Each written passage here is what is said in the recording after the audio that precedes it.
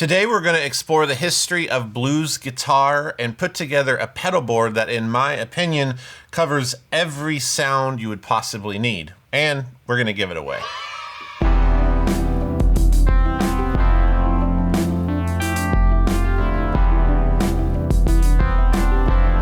The blues as a genre is American folk music. Its originations start with the field hollers and the slave songs of the Deep South, and because of the guitar, it becomes a more modern genre through artists like Robert Johnson in the 20s and 30s. I went to the crossroads, fell down on my knees. This era of blues is what I would call pre-electric guitar, or what many people would call pre-war blues, simply played on acoustic instruments for the most part. And people like Robert Johnson later influenced the blues when their music was discovered in the 60s. This period of early blues is the roots of rock and roll. The first tones that we want to try to pull off and add to this pedal board would be from an era I would just call early electrified blues. And all this means is that the electric guitar is invented in 1932, and after that, blues players start adapting it into the music in a way that's really wonderful and important, because guys like Charlie Christian, the first guitar hero, he actually took the guitar and started mimicking the way that a saxophone or a trumpet would play, and this had never been done. People like B.B. King heard this and adapted that idea even further, making the electric guitar a lead instrument. But the blues players did something different than Charlie Christian, who is more of a jazz genre. He was mimicking horns, but the blues players were taking and mimicking the emotion and the feeling of the human voice.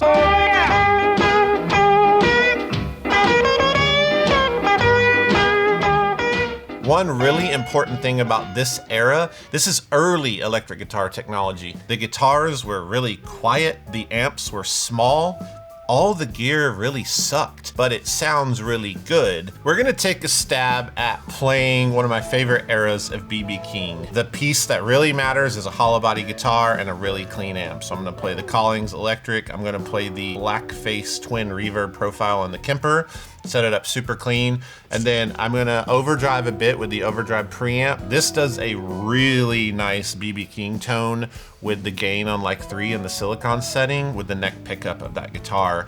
And then this record that I love is actually recorded in a prison. So the best reverb sound you can get for this is the hall setting, very minimal. They could have called it prison verb, but they didn't. The trick here is don't play a lot, and when you play something, try to make it mean something. This is something that players like John Mayer pull on a lot if you listen to his trio record. So we'll do a second part of the jam where I'll go to the bridge pickup and do more of the John Mayer version of this era.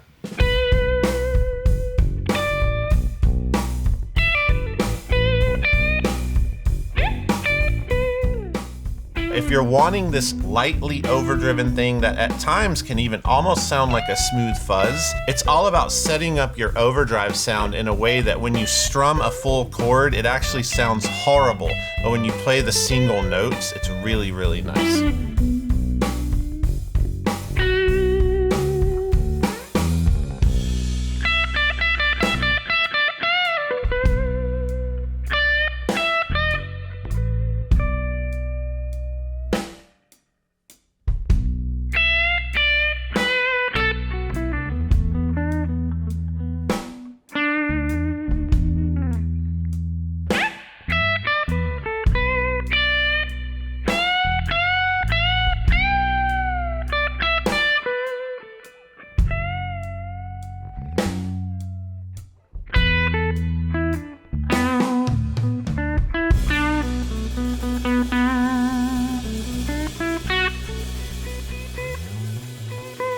So before we move on to the next jam, there's one tiny transitional moment here that's actually massively important. It is the genre or the section of blues called the Chicago blues. Specifically, Muddy Waters moves from the Delta of Mississippi to Chicago, combines this new cultural experience and community with the newly accepted electric guitar. So it's this electrified Delta blues. Why she left, I just don't know. One of my top 10 favorite blues records ever is Muddy Mississippi Waters Live. It's really great, it's live, and his band is incredible. The next genre within the blues or time period I'm going to call the British blues. And this really develops because young British kids have been listening to Delta blues records that their parents owned. And in doing so, they grew up around it. And when getting a guitar, they accidentally, or in some cases purposely, reinvented it. You have bands like the Rolling Stones literally naming themselves after Muddy Waters lyrics. You got a boy child coming, he's gonna be a rolling stone. And you have bands like the Yardbirds, who have Jimmy Page, Jeff Beck, and Eric Clapton playing traditional blues music, but with a new young British attitude. Promise you, too good to miss. Make love to you, baby. Can't resist. There is a massive debate over who is the greatest guitar player of this era in the British genre. I don't want to get into that because people end up getting injured, but what I will say is people were literally writing on the walls, Clapton is God, because of his influence, his taking of the blues genre, and his recreating it with very loud electric guitars. The most important moment in this is in 1966 when he plays on the Beano record and he turns up that amp so loud with a Les Paul that it literally creates a new genre of music.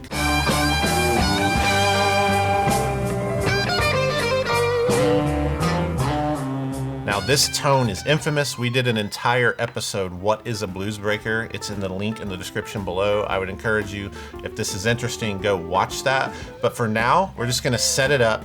I'm gonna take the Les Paul, I'm gonna do a Bassman profile, and I'm gonna take the Milkman. I'm gonna add a little bit of a slap echo texture here, and I'm gonna turn up the boost all the way to just destroy the front end of that Bassman. The sound on this record and the Clapton sound, it's really important to understand the amp is in the room with the drums cranked. And the engineers hated this. It's in the microphones for the drums.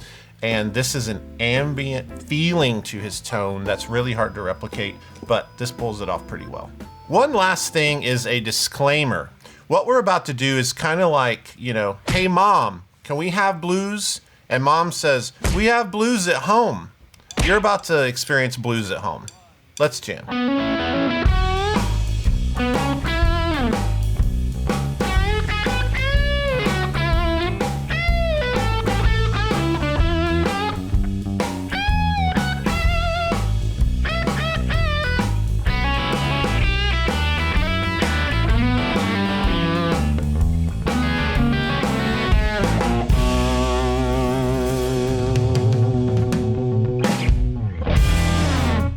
Quick note on that jam, if you like that style, there are other more modern players who kind of stayed in that lane. And when I think of it, I think of Les Pauls and very high distortion. I would listen to Gary Moore and even some of Joe Bonamassa's stuff. The next genre that I want to try to nail down here is psychedelic blues. This is post 1965, and it is the era where guitar pedals enter into popular music, specifically rock music, with this infusion of blues guitar influence. Artists like Jimi Hendrix are the signpost for this. This genre is the sound of drugs. It is electric guitar, highly amplified, highly distorted, and highly affected. Other prevalent artists would be Robin Trower, especially with the use of the Univibe.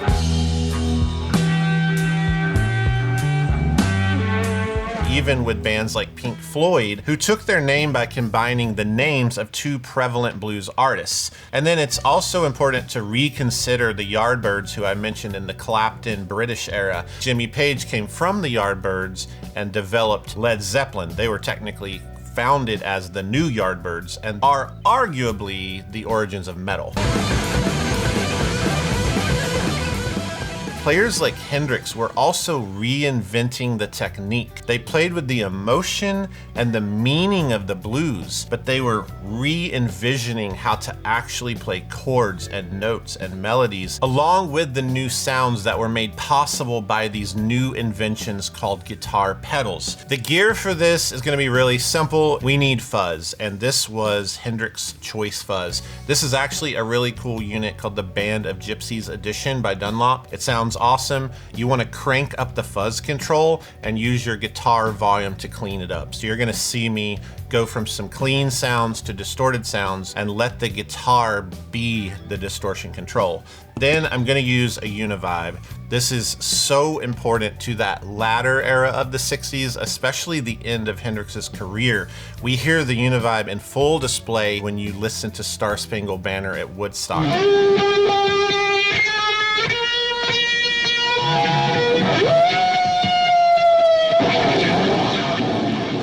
It is an iconic sound, so we're gonna set this up for a slow, pulsing phasing effect that's really important.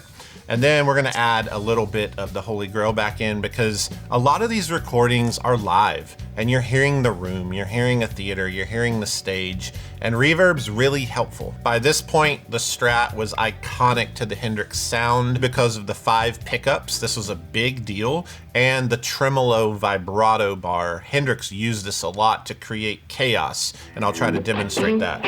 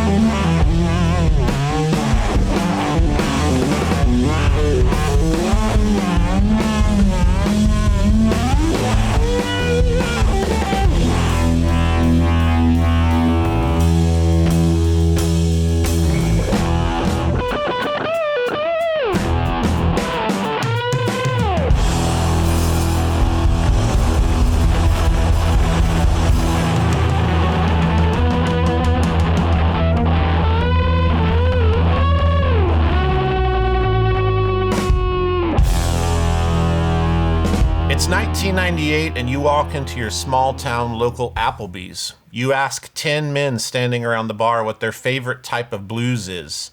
One thing comes to mind: Texas blues, the world's most popular blues. It is the Toyota Camry of blues. It's the DVD box set of blues. It is the Panera Bread of blues. It's the gas station Bic lighter of blues. It's the Kraft mac and cheese of blues. Not the shells, but like the normal ones. My kids love it. It's the Southwest Airlines annual Wanna Get Away deal of blues. It's the Imagine Dragons of blues. It's the Costco hot dog meal of blues. And here's the deal: that hot dog's good sometimes. Sometimes I crave it, sometimes I don't. Let's talk about Texas blues. Long story short, this is really Stevie Ray Vaughan taking the back catalog of blues and adapting it into this loud, powerful, surgical, and pristine guitar technique that's honestly so hard to play I can't even describe it. It literally almost breaks my fingers to even attempt it. What pedal are you gonna play? Pedals? Do we even use? I don't even know. I'm so disheveled from having to even attempt to play like Stevie Ray Vaughan. It's just you just want a tube screamer. Honestly, it's all about how you play the guitar, and I'm not a great enough guitar player. We're gonna chonk-a-donk through this. This is gonna be the most generic blues at home you've ever heard. But I'm still proud of it because I'm proud of us. Aww. And I'm playing a Strat.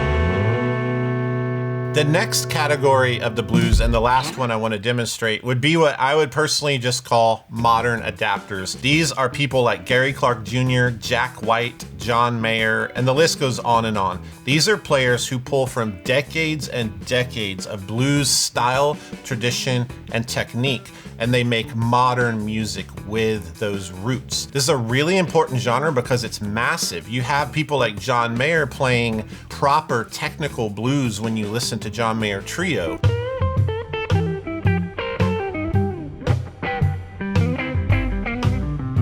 But then you have Jack White playing rock garage music with the White Stripes, but it's technically more blues than John Mayer because it goes back to eras 1 and 2 that we discussed today.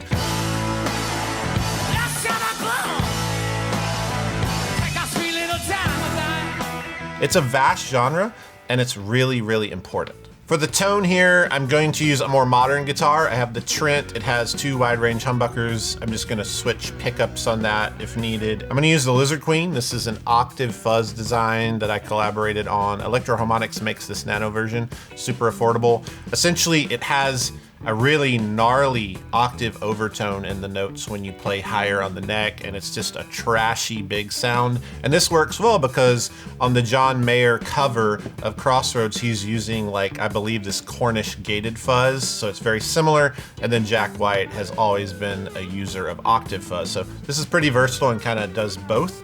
And then on the part where we switch to the White Stripes Jack White moment, I'm gonna activate the boost. That'll overdrive that fuzz even more, and then I'm gonna add some actual slap back to it, almost like a tape machine. All of that sound is basically coming from these 2 pedals. It's pretty simple. It's just all about the settings.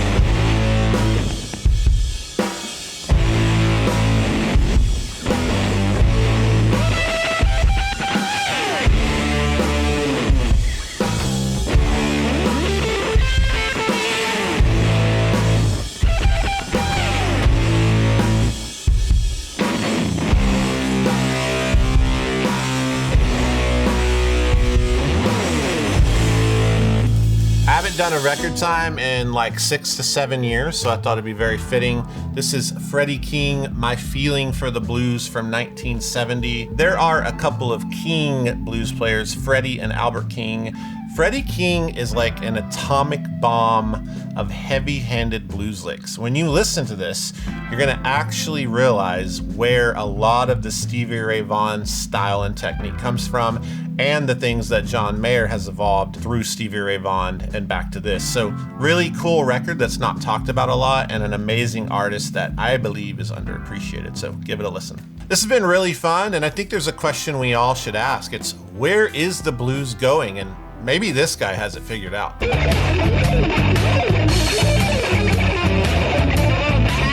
Click the link in the description to enter the giveaway for this blues pedal board. If you like this type of content and want to see more, make sure to say so in the comments below. Another fun thing to do would be to start a fight about why I didn't use a blues breaker pedal on this pedal board. I know I've offended half the world's population, so let's be sure to jump into the comments about that as well. Have a wonderful day. It is the Cheddar Bay biscuit of blues. It's the Pink Floyd Dark Side of the Moon sweatpants that you buy at Walmart blues. It's the 90210 of blues. It's the Friends of blues. It's the PBR of blues. It's the F-150 of blues. The Solo Cup of blues. It's the magazine on the rack at the grocery store when you're waiting in line blues. It's the Subway footlong of blues. It's the Little Debbie snack cake of blues, specifically the Cosmic Brownie. I feel like that's like